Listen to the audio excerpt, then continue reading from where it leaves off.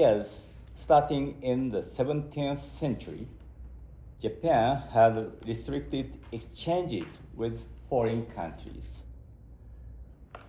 During this period, Nagasaki played an important role as a gateway to the world, the only gateway to the world, where advanced cultures could come into Japan through the trade with the Netherlands and China.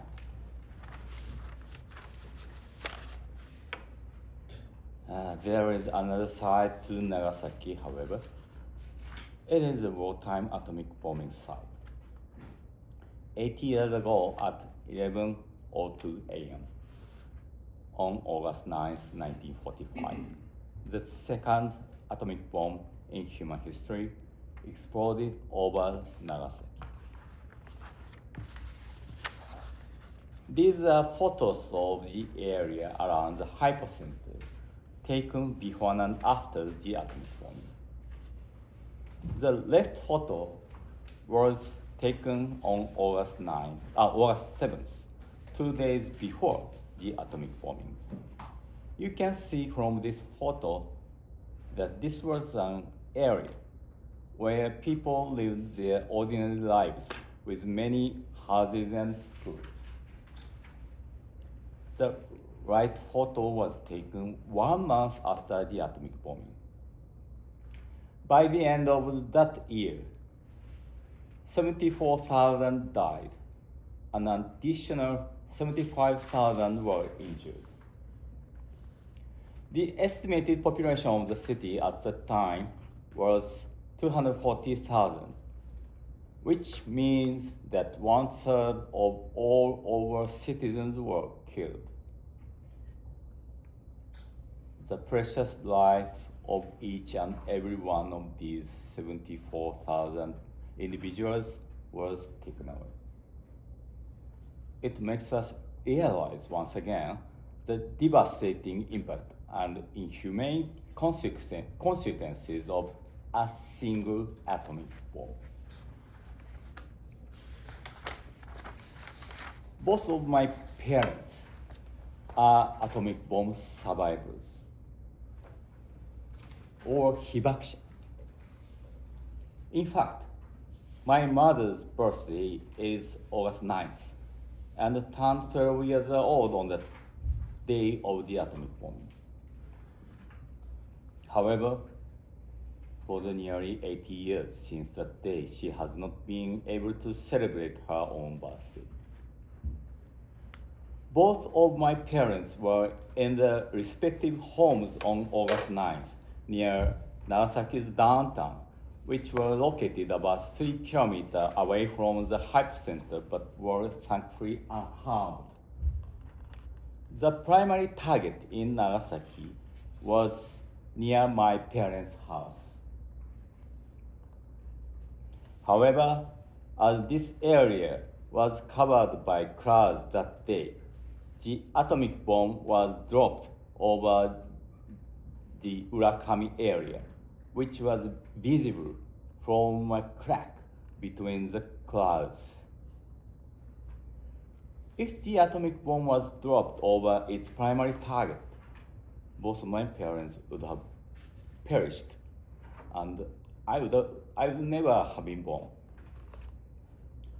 A few days after the atomic bombing, my grandfather took my father to the factory he owned located near the hypocenter in order to collect the remains of the employees. Later on, my father began to experience symptoms of radiation sickness, such as rashes all over his body, and hair loss began to appear, and the doctor said that he would not make it. However, I heard that thanks to my grandmother's dedicated nursing, he was able to narrowly escape death.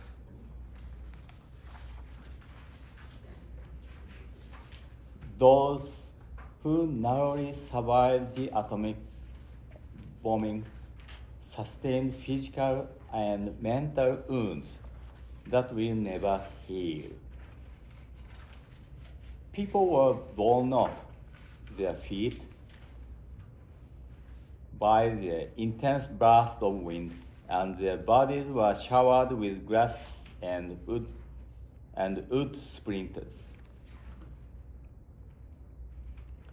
The ground temperature, right beneath where the atomic bomb exploded, is said to have reached 3,000 to 4,000 degrees Celsius, burning the people near the hypocenter to death.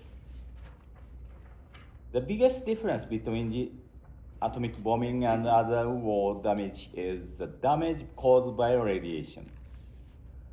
The bottom left photo is a photo of children whose hair had fallen out. The radiation erodes human cells, causing acute symptoms such as hair loss, and in years or decades later, causing symptoms such as leukemia and cancer. The damage from the atomic bombing has not ended and continues to this day.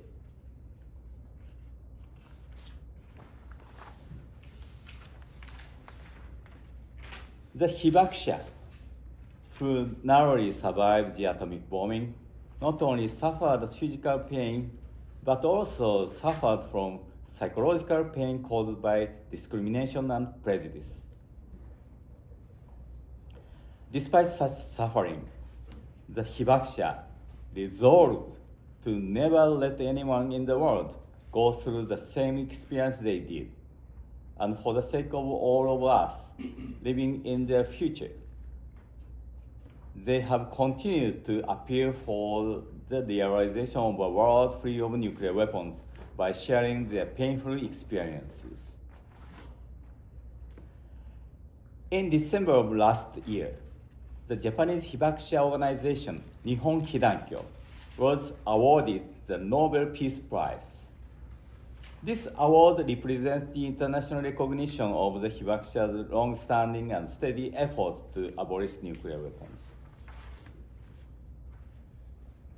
I'd like to explain the increasing efforts we are making as we approach 80 years from the atomic bombings and the end of World War II. The average age of hibakusha, the leaders of the nuclear abolition movement, is now over 85. We are approaching an era where hibakusha are no longer with us. It was amid these circumstances that Nihon Hidankyo was awarded the Nobel Peace Prize last year, gaining people's attention on the reality of the atomic bombing. With this background, we have set two objectives for our 80th commemoration project. The first objective is convey the reality of the atomic bombing extensively, both domestically and around the world. The second objective is, as we look ahead to the 100th years from the atomic bombings, we will advance efforts to convey the reality of the atomic bombings across generations.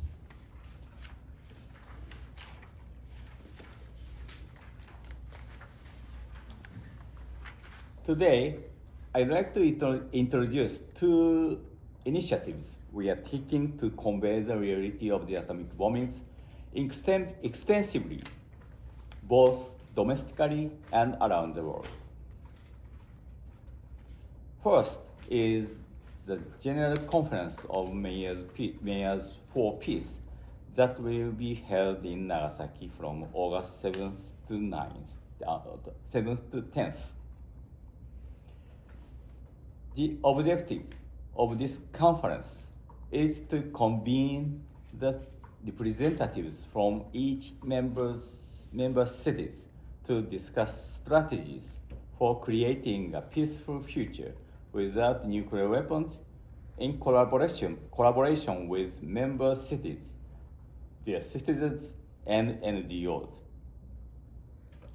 We will have a program in which a hibakusha will share in her first-hand experience of the atomic bombing. Together with the city of Hiroshima and other executive cities, we will make our utmost efforts in the preparation so that this conference, a commemorative project marking 80 years since the atomic bombings, will foster a sentiment for abolition of nuclear weapons that will create a movement in support of the next year's NPT review conference.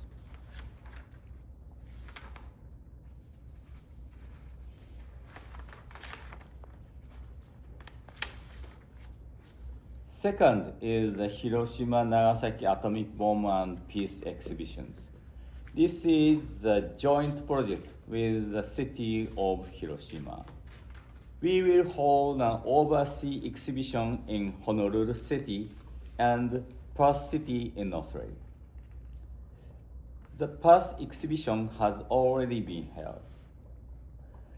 The Honolulu exhibition will be held at the Battleship Missouri Memorial, but the dates are yet to be confirmed. We will also hold an exhibition during the Osaka Expo. Furthermore, we will hold an atomic bomb poster exhibition at the UN University in Tokyo to convey the reality of the atomic bombing to young generation. Next, I'd like to talk about our initiatives in conveying the reality of the atomic bombings across generations.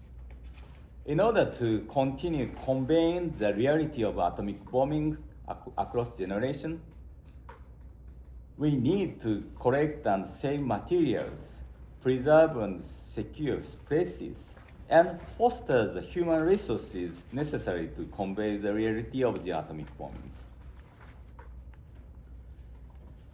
I'd like to introduce some specific examples of the initiatives we are undertaking. First are about the materials that convey the legacy of the atomic bombing. The role of atomic bomb materials as a silent storyteller on behalf of hibakusha will become increasingly more important.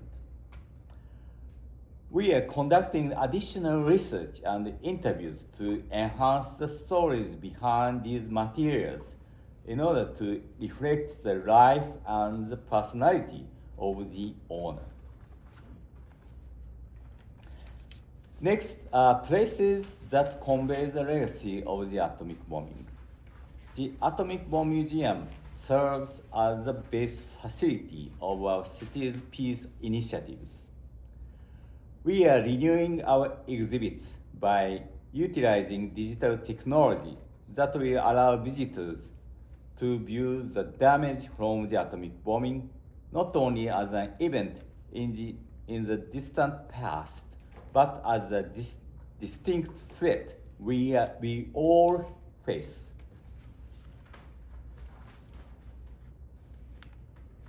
Last are our efforts in fostering successors of the hibakusha's legacy.